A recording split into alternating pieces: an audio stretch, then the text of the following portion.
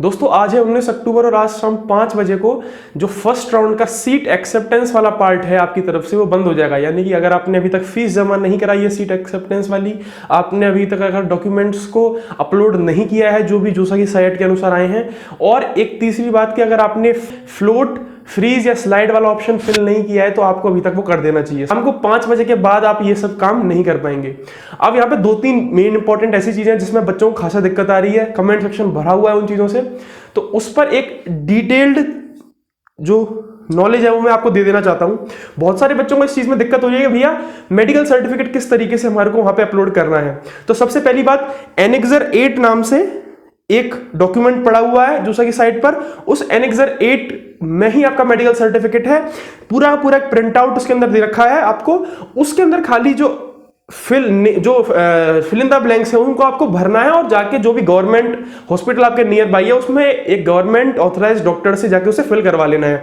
हो सकता है वो आपको 1-2 टेस्ट करने के लिए बोले जो कि आधे घंटे के अंदर हो जाएंगे, पर ये सारे के सारे काम आपको 5 बजे से पहले कर लेने हैं। मैं तो कह रहा हूं कि 2-3 बजे से पहले आप कर लें तो ज्यादा बेटर रहेगा, और अगर आपने अभी तक कर लिया है तो बहुत बेटर है। उसके बाद में जो दूसरी चीज मैं आपको बताना चाहता हूं यहां पे, और वो बहुत ही ज्यादा इंपॉर्टेंट है, वो ये है कि जो कैटेगरी सर्टिफिकेट वाली बात है कि कैटेगरी सर्टिफिकेट में बच्चों को दिक्कत आ रही है कि भैया किस तरीके से कैटेगरी सर्टिफिकेट हमारे को फिल करना है, कौन सा लगेगा। कुछ कह रहे हैं कि इंडिया लेवल का लगेगा, ऑल ओवर इंडिया लेवल का, कुछ कह रहे हैं हमने भैया स्टेट का बनवा रखा है। तो सबसे बड़ी दिक्कत तो ये आपकी मैं दूर कर देता हूं कि अगर आपका कैटेगरी सर्टिफिकेट स्टेट लेवल का, स्टेट के हिसाब से बना हुआ है, बट उसका जो फॉर्मेट है, जो उसका तरीका है लिखने का फॉर्मेट है, वो अगर जो प्रिसाइजली बता रखा है जूसा की साइट पे उसके अनुसार है तो उसमें फिर कोई दिक्कत नहीं आएगी। उसको आप स्टेट वाले को भी वहां पे अपलोड कर सकते हैं।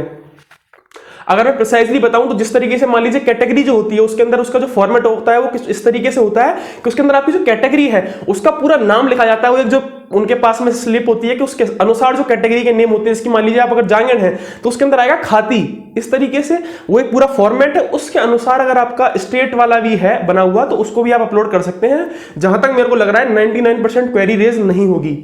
इसके बावजूद भी अगर आपकी क्वेरी रेज होती है तो आप कमेंट सेक्शन में जल्दी से अपना जो भी सवाल है वो पूछ लें, उसका उत्तर देने की हम पूरी कोशिश वहां पर करेंगे।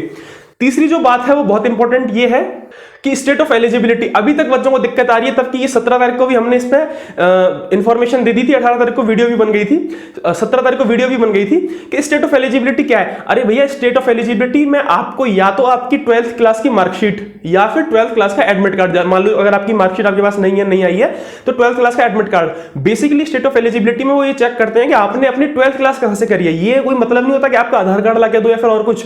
स्टेट ऑफ एलिजिबिलिटी का मतलब है कि आपने अपनी 12वीं किस स्टेट से करी है, सिर्फ और सिर्फ इतना मतलब है। उसका जो फॉर्मेट है वो आप जमा करा दें, यानी कि आपकी जो 12वीं की मार्कशीट है, 12th क्लास की मार्कशीट है या फिर 12th क्लास का एडमिट कार्ड है जिसके अंदर आपका जो स्कूल नेम है वो मेंशन्ड हो, तो वो आप अपलोड कर दें। फिर एक चीज आती है कि SC/ST कैटेगरी वाले जो स्टूडेंट्स हैं वो कह रहे हैं कि भैया हमारा जो है वो तो बार-बार बनता है नहीं जो सर्टिफिकेट है SC/ST का, तो आप इस बात का ध्यान रखें, इतना ध्यान रखें जो भी आपका कैटेगरी सर्टिफिकेट बना हुआ है 100% जहां तक चांस है कि वो सही बना हुआ होगा, आप उसको स्कैन ढंग से करें। और ये सिर्फ मैं कैटेगरी सर्टिफिकेट के लिए बात नहीं कर रहा हूं, जितने भी डॉक्यूमेंट्स हैं आप उन्हें स्कैन ढंग से करें, ध्यान से बैठ के आराम से अच्छी लाइटिंग के अंदर उनको स्कैन करें जिसकी कोई भी पार्ट आपका ब्लर वहां पर ना जाए। अगर मान लीजिए कोई भी पार्ट ब्लर होता है तो वो सीधी क्वेरी रेज कर देते हैं। अब आपको ये बात समझनी होगी कि ऐसे सिली मिस्टेक्स की वजह से आपको क्वेरी रेज नहीं करवानी है, ठीक है।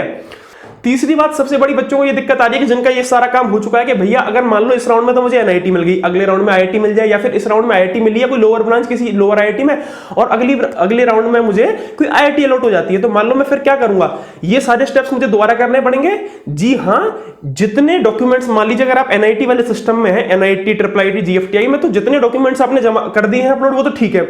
इनके अलावा फिर क्वेरी रेस करेंगे वो, जिसकी मान लो अगले राउंड में आपको कोई IIT मिल गया, अभी NIT मिली थी, तो क्या होगा कि जितने डॉक्यूमेंट्स आपके जमा है वहां पे वो तो सब ठीक है। उसके बाद में क्या करेंगे, क्वेरी रेस करेंगे और क्वेरी क्या करेंगे कि भाई ये डॉक्यूमेंट्स IIT सिस्टम के हिसाब से आपके अपलोडेड नहीं है तो इनको भी अपलोड कर दो, तो ये सारा का सारा काम होगा, ठीक है। तो ये वाली क्वेरी भी आपकी यहां पर कंप्लीट हो चुकी है कि NIT प्लस सिस्टम से अगर IIT वाले में जाए या फिर वाइस वर्सा तो क्या करना है। चौथी और पांचवी बात ये है कि फ्लोट फ्रीज और स्लाइड से रिलेटेड। अब मैं वो टिपिकल बात नहीं बता रहा हूं आपको कि फ्लोट फ्रीज स्लाइड के अंदर क्या करना है आपको। सीधी सीधी सी बात इतनी है कि अगर मान लीजिए आपको पहले राउंड में या फिर जिस भी राउंड के अंदर, इसके मान लो कुछ बच्चे ऐसे भी होंगे जिसको फर्स्ट राउंड के अंदर कुछ अलॉट नहीं हुआ होगा, आपको क्या करना है, जिस भी राउंड में आपको पहली बार सीट अलॉट होती है तो उसमें आप फ्रीज, स्लाइड और फ्लोट में से कोई एक ऑप्शन भरेंगे। बट मान लीजिए आपने पहले राउंड में फ्लोट भर दिया, जो कि आपको अमूमन भरना चाहिए, अगर आपकी ऊपर की जो चॉइसेस है आपने ढंग से भर रखी है तो फ्लोट भर दिया आपने।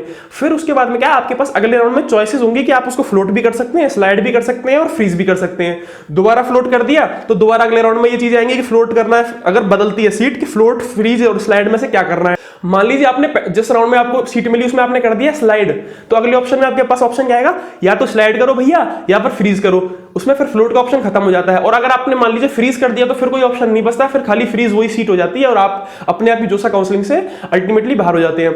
मैं ये बात दोबारा कहना चाहूंगा कि जो भी आप डॉक्यूमेंट्स अपलोड कर रहे हैं उनको ध्यान से करें।